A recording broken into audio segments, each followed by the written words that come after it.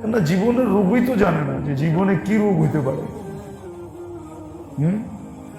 এই জন্য মোটা মোটা কথা আল্লাহ করুক আমাদের বুঝে আসুক যে আমার জীবনে কি রোগ আছে।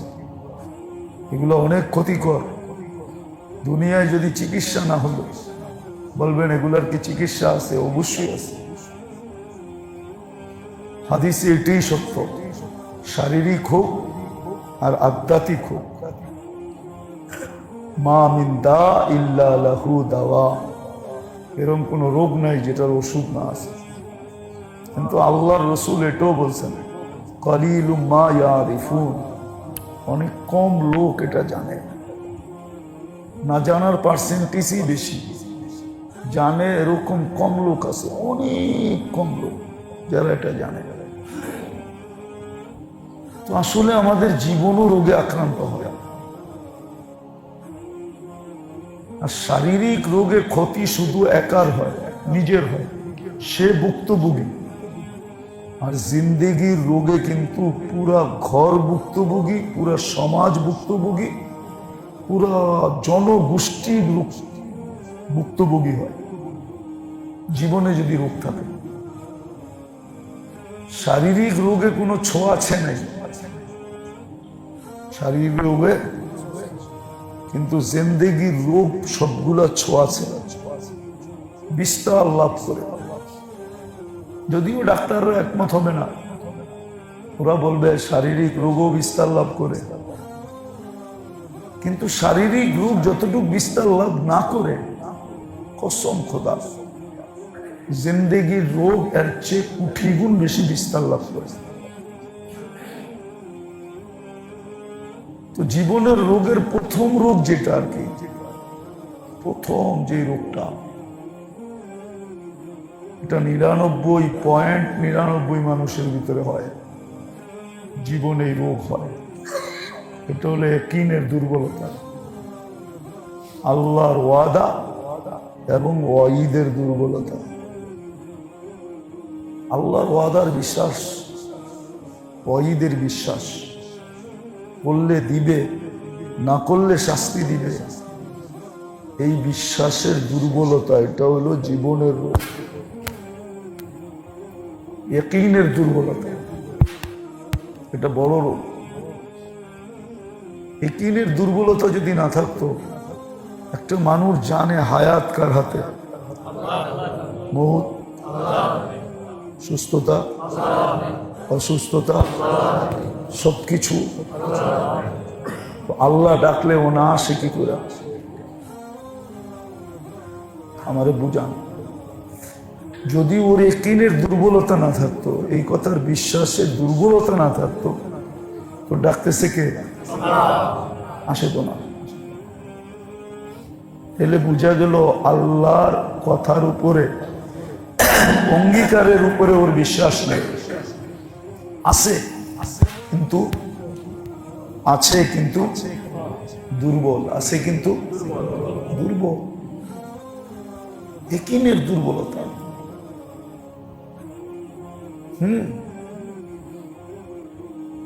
নামাজে রিজিকের ওয়াদা আছে, কিসের?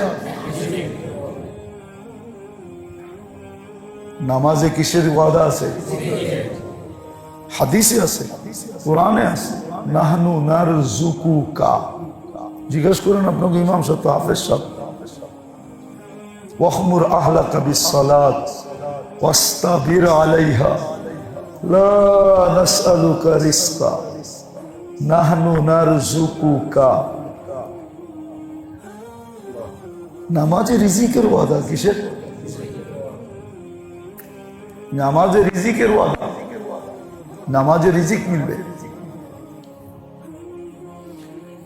যদি এই কথার বিশ্বাস থাকতো, তাহলে মসজিদের সামনে সবচেয়ে বেশি ভিড় হইত, কার আগে কে ঢুকবে, ঠিক না? কি বলেন? কমসে কম মুসলমান।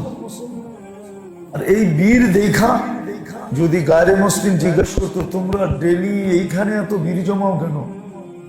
আমাকে আল্লাহ কইছে নামাজ পড়লে রিজিক দিব। তাহলে দেখতেন গায়রে মুসলিমও বলতো, তাইলে তোমগুলোকে ডুইকে আমিও লয়ে লই।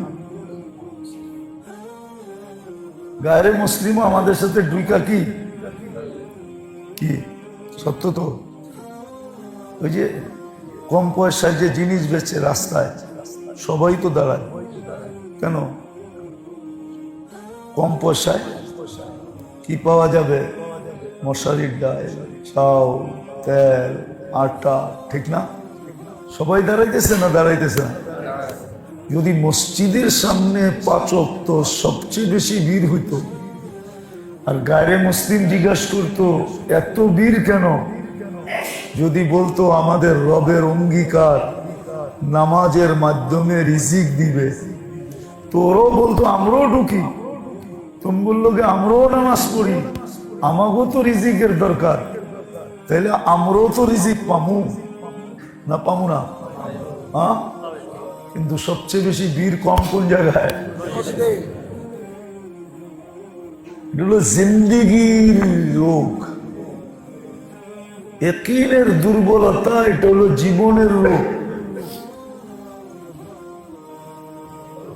ইয়াকিনের দুর্বলতা জীবনের রোগ। এই রোগ আরো অনেকগুলা রোগকে পয়দা করে।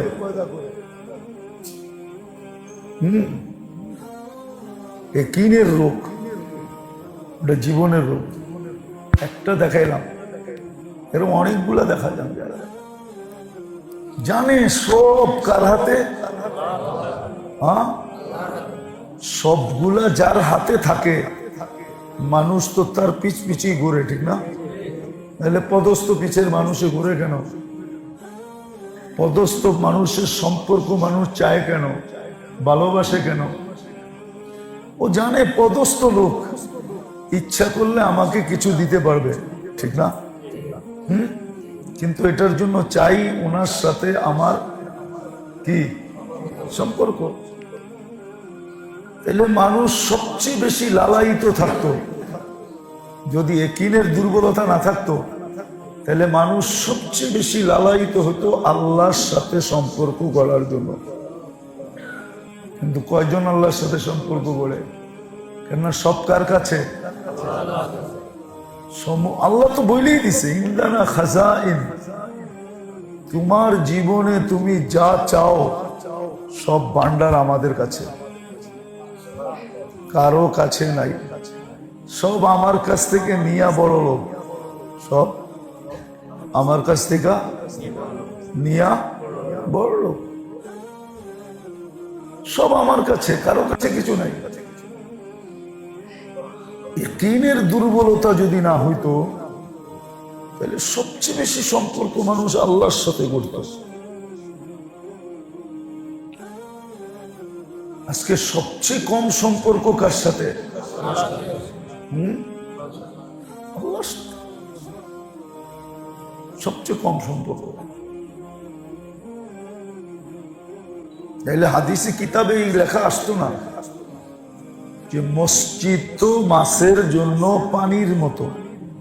দেখেন ফাজাইলে আমল উঠান, ফাজাইলে সাদাকাতে লেখা আছে মসজিদ মুসলমানের জন্য মাছের জন্য পানি যেমন, মসজিদ মুসলমানের জন্য তেমন। উদাহরণ কি? মাছ শান্তিতে কোথায় থাকে? তাহলে মুসলমান সবচেয়ে বেশি শান্তিতে থাকতো কোথায়? কিন্তু মুসলমান তো মসজিদে আসতে ছটফট করে, কবে বাইরে যাব, ঠিক না? ছটফট করে না, করে না, ছটফট করে। আবার কিতাবে এটাও লেখা আছে, এটা মুনাফিকের আলামত। মুনাফিক মসজিদে আইসা ছটফট করবে, মুনাফিক মসজিদে আইসা ছটফট করবে। এটাও আলামত, কিন্তু মুনাফিকের আলামত। অনেকে ইমাম সাহেবরে ধরে এত লম্বা কেরাত করেন কেন? এত লম্বা লম্বা করেন কেন? হ্যাঁ, ইমাম সাহেবের আবার দায়িত্ব আছে। ইসলাম ইমাম সাহেবরও শিখাইছে যে কোন বেলা কোন কেরাত পড়বে, এটা ইমামরে শিখাইছে ইসলাম। কখন লম্বা পড়বে, কখন বাইঠা পড়বে, ছোট পড়বে, খাটো পড়বে, এটা ইসলাম ইমামরে শিখাইছে। আল্লাহ রসুল বলছে আমার লম্বা লম্বা কেরাত পড়তে মনে চায়, কিন্তু তোমাদের দিকে দেখা আমি ছোট ছোট পড়ি। এক সাহাবী এসে বলছে, ইয়া রসুল আল্লাহ, অমুক রে লয়ে আর পারলাম না। মানি ওর জন্যই নামাজে যেতে মন চায় না। কেন? অনেক লম্বা লম্বা কেরাত পড়ে। আল্লাহ রসুল ডাইকা বলছে, বুখারীতে আছে, ওই তুই মোতানাফের এত লম্বা লম্বা কেরাত পড়স কেন? মানুষ অসুস্থ থাকে, দুর্বলও থাকে, আবার প্রয়োজনওয়ালাও থাকে। এই জন্য শরীয়ত শিখাইছে বাজারের মসজিদ, ঘাটের মসজিদ, ঘাট বোঝেন? সদরঘাট চেনেন না? ঘাটের মসজিদ, স্টেশনের মসজিদ, হাইওয়ে মসজিদ, ওইখানে ইমাম গো চাই কেরাত ছোট ছোট পড়া শিখাইছে। যেমন গরিবরে শিখাইছে, ধনী গরিবরে শিখাইছে, ধনীর কাছে যাও না। তুবাল আমি তুবাল ফক তু বিসাল ফকির আলা বাবিল আমি। গরিবরে বসে ধনীর কাজ দিও যাও না। সবচেয়ে নিকৃষ্ট ফকির যে ধনীর দরজা খটখটায়। আবার ধনীকে বলছে তুবাল আমির, তুমি সবচেয়ে দামি ধনী হইতে চাও, আলা বাবিল ফকির, ফকিরের দরজায় যায় টোকা দাও। ফকিরের দরজায় যায় যদি টোকা দিলাম, তোমাকে উত্তম ধনী হিসাবে আল্লাহ লিখবে, ডাকবে, হিসাব নিবে, এরকম উচ্চ মকাম দিবে আল্লাহ। তো দুনো দলরেই বুঝাইছে। তো যেটা বলতেছিলাম যে আমাদের জিন্দেগিতে রোগ হয়, জীবনে রোগ হয়, শরীরে যেমন হয় আমাদের জীবনও রোগ হয়। চিকিৎসা করা দরকার, নাইলে খবর আছে।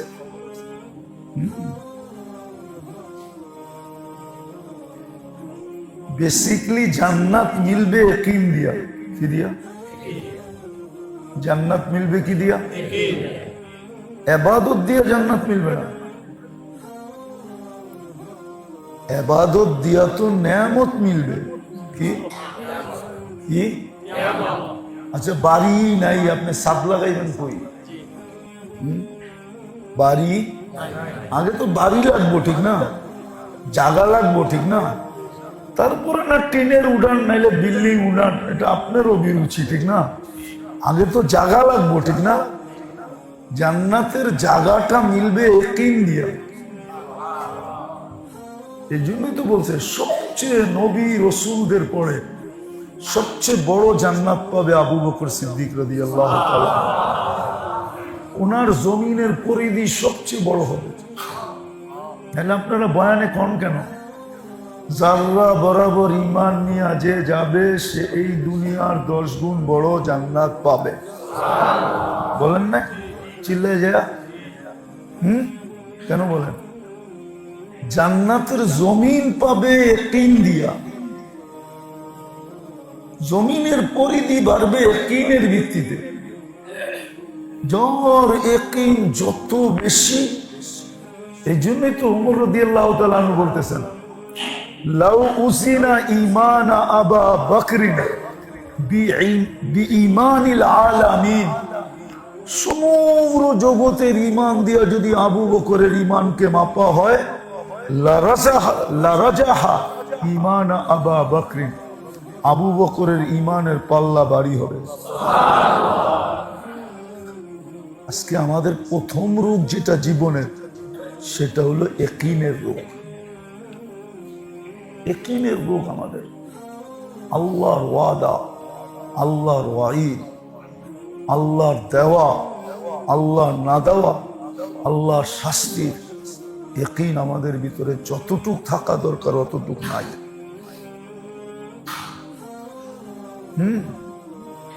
যদি থাকতো এক যুবক এসে জিজ্ঞাসা করছে ইব্রাহিম ইবনে আদহামকে, গুনাহ করতে মনে চায়, কর।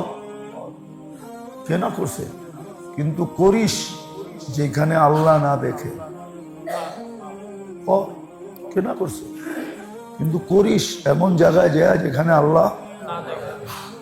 ইব্রাহিম আল্লাহ দেখে না, এরকম কোন জায়গা আছে? কোনো জায়গায় তো নেই। তাইলে করিস না, তাইলে করিস না। ইয়াকিন যদি থাকতো, আমারও নাই, দোয়া করেন আজকে সবাইকে আল্লাহ ওই ইয়াকিন নসিব করুন। ইয়াকিন যদি থাকতো তাহলে তো মানুষ গুনাহ করতে পারে না। হ্যাঁ, ভুলে হয়ে যেতে পারে।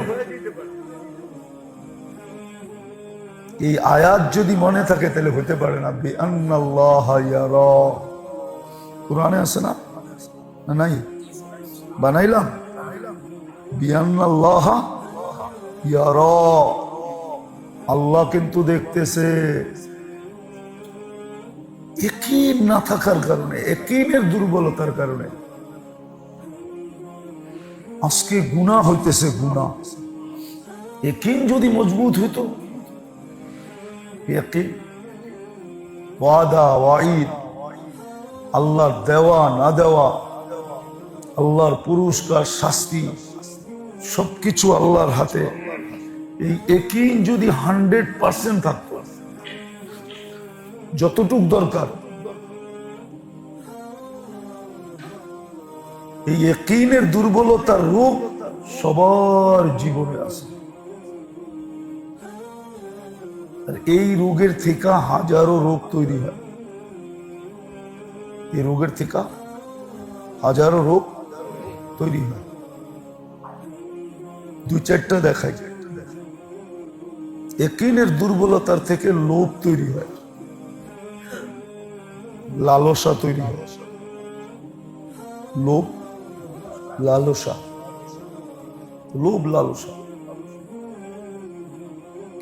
হিংসা, বিদ্বেষ।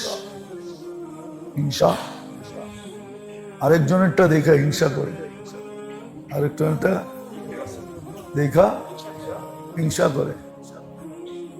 ওর ইয়াকিন নাই, ইয়াকিনের দুর্বলতা। ও তো জানে যালিকা ফাদলুল্লাহ ইউতি মান ইয়াশা, এটা আল্লাহর বন্টন, আল্লাহ ওরে দিছে, আজকে কালকে আমাকে দিবে। আচ্ছা বলেন তো, রাগ হয়ে যাবেন? বলবো, আচ্ছা যত বাড়িওয়ালা আজকে আছে, 50 বছর আগে কি সবাই বাড়িওয়ালা ছিল নাকি? ঢাকা শহরে যত বাড়িওয়ালা আছে, 50 বছর আগে কি সবাই ঢাকা শহরে বাড়িওয়ালা ছিল? না পত্রিক ছিল? পত্রিকও ছিল না। ঢাকা শহর কইতাছি, এই মহল্লা কইতেছি না। পত্রিকও, পত্রিক ছিল? হ্যাঁ। ঢাকা শহরে কয়জন আছে ঢাকায় এখন? সবই তো ঢাকা, আলাদা কয় বাঙ্গাল। বাঙ্গাল আছে, সবই তো বাঙ্গাল, ঠিক না? কি রাগ হয়ে গেলেন? সবই তো বাইরের লোক, ঠিক না? হ্যাঁ, ঢাকা শহরে ঢাকায় কয়টা আছে এখন? আরে ঢাকা শহরে ঢাকায় কয়টা আছে? আছে কয়জন? কিন্তু ঢাকা ছিল কাগো? ঢাকা ছিল কাগো? ডাকাতের ছিল, ঠিক না? যেটা বললাম আর কি, লোভ, লালসা, হিংসা, বিদ্বেষ। হিংসা। তো ঢাকা যত বাড়িওয়ালা আছে, কারোই তো 25-30 বছর আগে ঢাকা বাড়িই ছিল না, ঠিক না? কি যেমনে হোক আর তেমনে হোক, আল্লাহ ঢাকা বাড়ি দিছে তো, না দেয় না? হইতে পারে ওরে আজকে দিছে, কালকে আল্লাহ আমারে দিব, ঠিক না? কিন্তু ইয়াকিনের দুর্বলতার কারণে হিংসা, বিদ্বেষ তৈরি হয়, লোভ, লালসা তৈরি হয়, লোভ তৈরি হয়, লোভ, লোভ, লোভ তৈরি হয়। লোভ মানুষের ভিতরে ইয়াকিনের দুর্বলতার কারণে লোভ তৈরি হয়। লোভ, মানুষ লোভী হয়। কি এখন যেরকম সমাজের আমরা সবাই লোভী, লুবি না? না অস্বীকার করতে পারবেন যে আপনার ভিতরে লোভ নাই? হ্যাঁ, বলতে পারবেন সাহাবাদের মতো, আলী রাদিয়াল্লাহু তাআলার মতো? কয় মজদুর রাখবি, কয় রাখবো, কিন্তু শর্ত কি? কয় এক বালতি এক খেজুর, এক বালতি পানি উঠাবি, এক খেজুর দিবে। কয় খেজুর গণ, আমি বালতি গনি। কিন্তু ইহুদি ভাবছিল আজকা তোরে বাটে পাইছি, আজকা তোমাকে বাটে পাইছি, খাটানের মতো খাটামো, না আমার পুরা বাগানে পানি দিতে হবে। কিন্তু ওর কি জানতো যে এই বেটার লোভ নাই? ও কি জানতো? ও খেজুর গণ, আমি বালতি গনি। একটু পরে জিগাইছে, কিরে খেজুর কয়টা হইলো? আমার 2 হাত বেড়ে গেছে। এদিকে নিয়ে আয়, নিয়ে আয় দে, হ 2 হাত বেড়ে গেছে।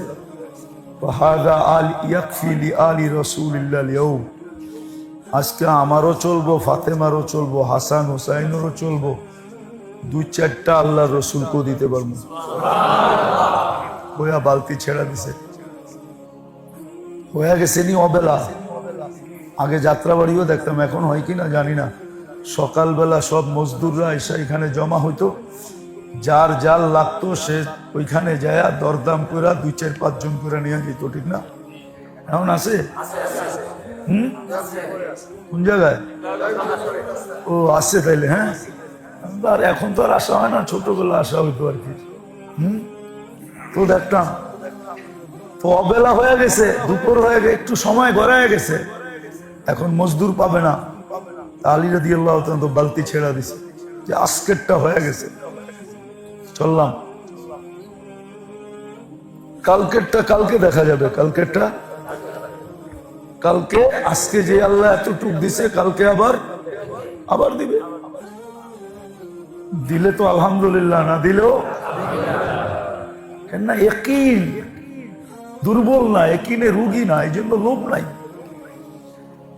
তো ইহুদি দেখতেছে, ইহুদি লোভ দিতেছে, লিকুল্লি দালবিন কাদা। প্রথম বলছিল কত, এখন কি বলে? 2 হাতে যতটি আছে প্রত্যেক বালতির বদলা এতটি দিবি। মনে হয় বোঝেন নাই? এখন এক বালতি উঠাইলে 2 হাতে যা খেজুর আটে অতটি দিমু। এতক্ষণ কি বলতেছিল? আলী রাদিয়াল্লাহু তাআলা আনহু বলে, শুন, লাউ আতাইতানি লিকুল্লি দালবিন দালবা, যদি প্রত্যেক বালতির বদলা এক বালতি খেজুর দেস, তারপরও এই বালতি হাতে উঠবে না। মুসলমান লুবি না, তুই লুবি। যেমন আরেকটা কাহিনী বলি, মদিনায় এক ইহুদির কুয়া ছিল, ওটাই সবচেয়ে বেশি পানি ছিল, আর পানিও সেমন পানি ছিল। আল্লাহ রসুলও মাঝে মাঝে যেতেন, কিন্তু ইহুদি এই পানি মুহাজির আনসারকে খুব কষ্ট দিয়া দিতেন। আল্লাহ রসুল সাল্লাল্লাহু আলাইহি ওয়াসাল্লাম একদিন মজলিসে বলতেছিল যে পানির ব্যবস্থা তো নাই। এমন টাইমে ওসমান রাদিয়াল্লাহু তাআলা আনহু আসছেন, বলছে, ওসমান, পানির ব্যবস্থা তো নাই। মুহাজির আনসারের ইহুদির একটা কুয়া আছে, পানি বড় সুমিষ্টি, অনেক পানি। আলোচনা করতেছিলেন, কিন্তু ওসমান রাদিয়াল্লাহু তাআলা আনহু বুঝছেন আল্লাহ রসুল এই কুয়াটা চায়, কিন্তু এটার মালিককে ইহুদির রগও উনি চিনতেন, ইহুদিদের রগ চিনতেন। যে বলছে কুয়া বেচবি, না, তো উনি আসল রগে চাপ দিছেন, কত হইলে বেচবি না? বেচবি না বললাম, কিন্তু কত টাকা হইলে বেচবি না? তো লোভের সমুদ্রে ডিল মারছে, ঠিক না? কত টাকা হইলে বেচবি না? এটা হলো লোভের সমুদ্রে ডিল মারতে দেরি। পুষ্করিতে ডিল মারলে দেখেন না ঢেউ উঠে, ওর ঢেউ উঠতে দেরি হয় না, ওই গাঠটি বইরা চাইছে এত ডি হইলে বেশি, উসমান বলতে দেরি, উসমান রাদিয়াল্লাহু আনহু বলছে ডান, কিনা ফেললাম, কিনা ফেললাম। বস বাড়িতে আয়া টাকা নিয়ে ওর মাথায় মেরা দিছে, যা তোর লোভের থেকে আমি কাম বানায় নিলাম, তুই লোভী না হইলে কাম বানাইতে পারতাম না, তোর লোভ আমার কাম বানায় দিছে, যা পয়সা লে বাঘ। আর ছুটতে ছুটতে আল্লাহ রসুলের কাছে গেছেন, যা বলছেন ইয়া রসুল আল্লাহ কুয়া কিনা ফেলছি। কত দিয়া? গাঠটি দিয়া, গাঠটি। আর কুয়া মুসলমানের জন্য হাদিয়া। আজকের থেকে এটার মালিক মুহাজির আর আনসার, এরা খাইয়া বাঁচলে অন্য খাইবো, নাইলে খাইবো না। তো কত টাকা দিছ? কয় না গাঠটি দিছি। আল্লাহ গাঠটি পাঠাইছে। আজকাল তোমার আর আল্লাহর প্রতিযোগিতা চলতেছে। কয় তুমি দিছ কাগজের গাঠটি, আল্লাহ পাঠাইছে মাগফিরাতের গাঠটি। ওই দিনই আল্লাহ জিবরিল আলাইহিস সালামের মাধ্যমে ওনাকে বলছিলেন ইফআল মা শিতা, যেমন মনে চায় এমন জীবন কাটাও, তোমার আগে পিছের গুনাহ মাফ। তো ইয়াকিনের দুর্বলতা এটা কিন্তু জীবনের রোগ, এটা শরীরের রোগ না। ইয়াকিনের দুর্বলতা এটা কিসের রোগ? জীবনের রোগ। এটার থেকে আরো অনেক রোগ তৈরি হয়, পয়দা হয়। লোভ তৈরি হয়, লালসা তৈরি হয়, হিংসা তৈরি হয়, বিদ্বেষ তৈরি হয়, দুশ্মনী তৈরি হয়। প্রত্যেকটা আবার অনেকগুলা তৈরি করে হইতে হইতে হইতে হইতে হইতে আজকে যেরকম সমাজ, বিলকুল আমাদের সমাজ ব্যবস্থা কিন্তু ভাঙ্গা। সমাজ ব্যবস্থা ভাঙ্গা, কিন্তু ভাঙ্গা। যদি সমাজ ব্যবস্থা ভাঙ্গা না হইতো, তাহলে পুরা সমাজ এক শরীর হইতো। ওই শরীর এক শরীর, এক মন। এক ঘরে কিছু পাক হইলে সব ঘরে ওইটা বিলি হইতো। কারণ আল্লাহ রসুলের হুকুম ছিল ঝোল বেশি দিও, টুকরা ছোট ছোট করো। টুকরা এখন নিজেই খায়, ঠিক না? আজকে আমি পড়তেছিলাম, আজকা, কিন্তু এটা মানবেন না আপনারা, মানবেন না? বইলা দেখি, মানবেন না। ফ্রিজ মানুষের দিলকে সংকীর্ণ করে দিছে। ফ্রিজ, ফ্রিজ, এটা আমি ফ্রিজ দেখাইলাম। ফ্রিজ মানুষের দিলকে সংকীর্ণ করে দিছে, মানুষের হাতকে খাটো করে দিছে। ফ্রিজ যখন ছিল না তখন পাক হইতো, বাইচা গেলে প্রতিবেশীর ঘরে দিয়া দিত, বলতো এটা নষ্ট করে কি লাভ, প্রতিবেশীর ঘরে দিত। দিল প্রশস্ত ছিল, আপোষে এই লেনদেনের কারণে জোর মিল মোহাব্বত প্রতিবেশীদের ভিতরে ছিল। আজকে খায়া বাঁচলে ফ্রিজে ঢুকায়।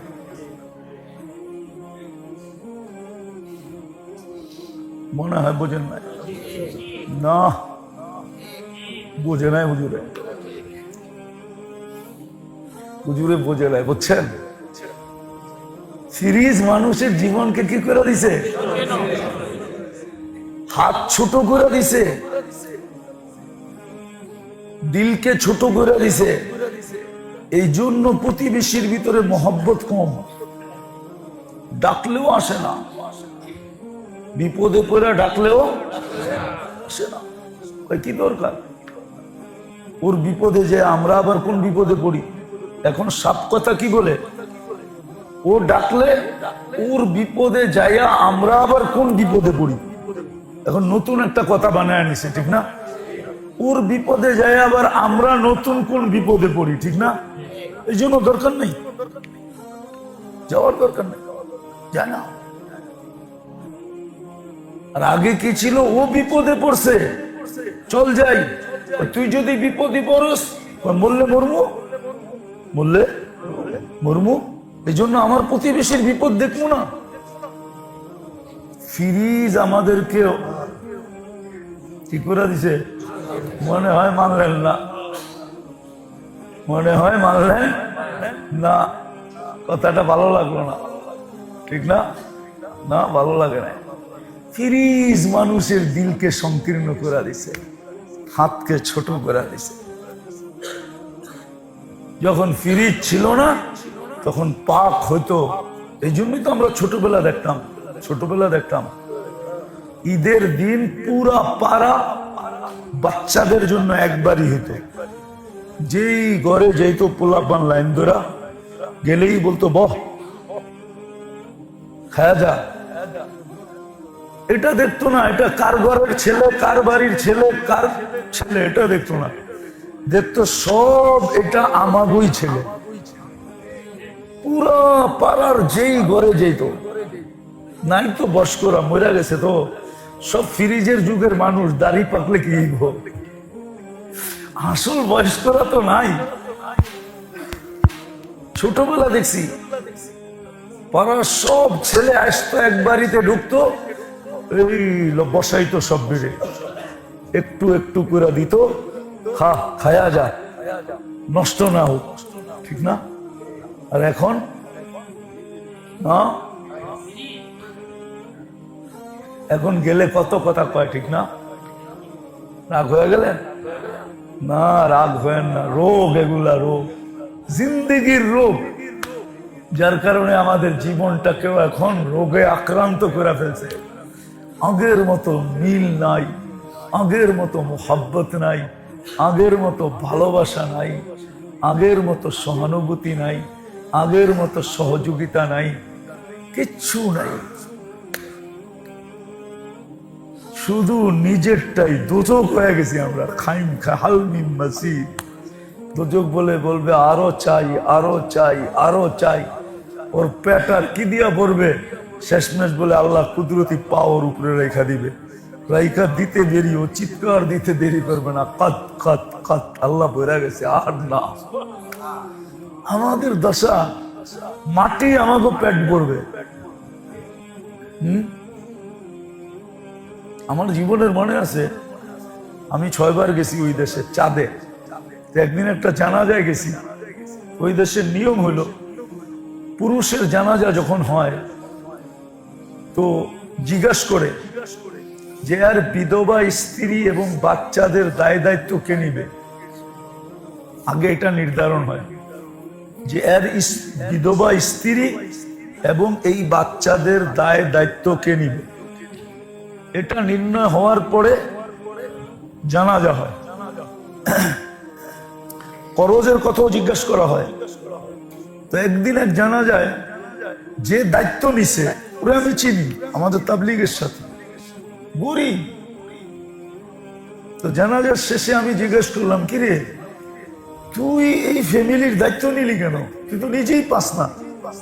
তো আমারে বলে, তোরে মুফতির সার্টিফিকেট দিছে কে? খুব বন্ধুত্ব। 6 বার গেছি না আমি। আমার একটা পরিচিতি আছে ওই দেশে, একবারে রাষ্ট্র লেভেল পর্যন্ত। আমি একটু মিশুক মানুষ, বাবলয়া চলি কম। মুরব্বীরা গেলে তো মুরব্বীদের মতো বাবলয়া চলে, আমি তো আর মুরব্বী সুরব্বী না। আমার কয়, তোরে মুফতির সার্টিফিকেট কে দিছে? আমি কেন?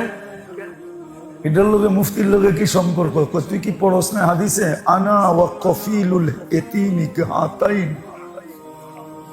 আমি, আল্লাহ রসুল বলছে, আমি আর যে এতিমদের বরণ পোষণের দায়িত্ব নিবে কিয়ামতের দিন, স্বাভাবিকভাবে আল্লাহ 2 আঙ্গুলের ভিতরে যতটুকু দূরত্ব বানাইছে, সে আর আমি এতটুকু দূরত্বে থাকবো। তুই কি হাদিস পড়স না? আমি তো পড়ছি তো বটে, কিন্তু তোর কাছে তো কিছু নাই। আবার এই কথা কস, কয় 1 রুটি থাকলে 1 রুটি ভাগ করে খামু। আচ্ছা বলেন, বাংলাদেশে যত বিত্তশালী আছি আমরা, আল্লাহ যতটুকুই আমাদেরকে দিছে, আমরা যদি এরকম টোকায় টোকায় 2-4টা এতিমের ঘর নিজের দায়িত্বে গ্রামগঞ্জে নিতাম, তাহলে মনে হয় বাগে পাওয়া যেত না। এতিম যেই তো রাগ হয়ে গেলেন, বাগে পাওয়া যেত না, এতিম বাগে পাওয়া যেত না। কিন্তু আমি তো লোভের কারণে আমারই তো ভরে না, পেট ভরে নাই, আমারই তো হয় নাই, আমি এতিম পালবো কোত্থেকা? আমারই তো হয় না। আলহামদুলিল্লাহ গ্রাম দেশে এখনো 10,000 টাকা একটা ফ্যামিলি, এতিমের ফ্যামিলি চলতে পারে।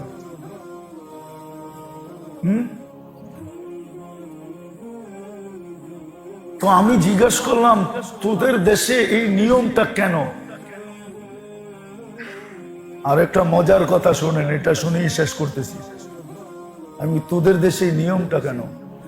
তো বলল, শোন, যদি এই এতিমদের দায় দায়িত্ব না নেওয়া হলো, তাইলে এই মহিলা সে যেন একটা সাগরের ভিতরেই এখন পড়া আছে, সে কোনো কুল কিনারা দেখবে না, ঠিক না? এতিমগুলাকে পালতে যায় হাজারো আমাদের সামাজিক ক্রাইম তৈরি হতে পারে। অনেক মানুষ আছে তার দিকে চোখ তুলা দেখবে, সেও বিপদের কারণে কোনো অনৈতিক রাস্তায় পা দিতে পারে, সামাজিক ভারসাম্যতা নষ্ট হতে পারে। অনেক কিছু বলার পরে বলল, শুন, আমাদের চাঁদে 100 টাকা দিয়ে বিয়া করা যায়। আমি 6 বার গেছি, 6 বার। 100 টাকা দিয়ে আপনি বিয়ে করতে পারবেন। দেন মোহর কত? রাজি হবে ছেলের বাপ, মেয়ের বাপও রাজি হবে, মেয়েও রাজি হবে। কিন্তু বলে যে 100 কোটি টাকা দিয়ে আমাদের দেশে জিনা সম্ভব না। 100 কোটি দিয়েও তুই জিনা করতে পারবি না। বলে এটা চাঁদের মেয়েদের বৈশিষ্ট্য, 100 টাকা দিয়া বসবে, কিন্তু জিনা। বলে এই জন্যই আমরা আগে দায়িত্ব নেই, সে যেন নিশ্চিন্ত থাকে যে আমার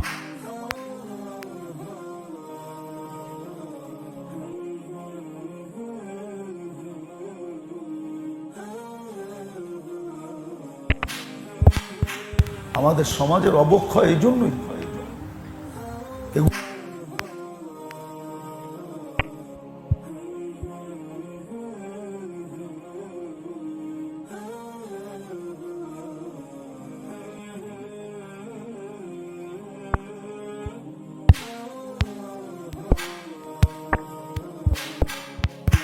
প্রমাণ চান? আমি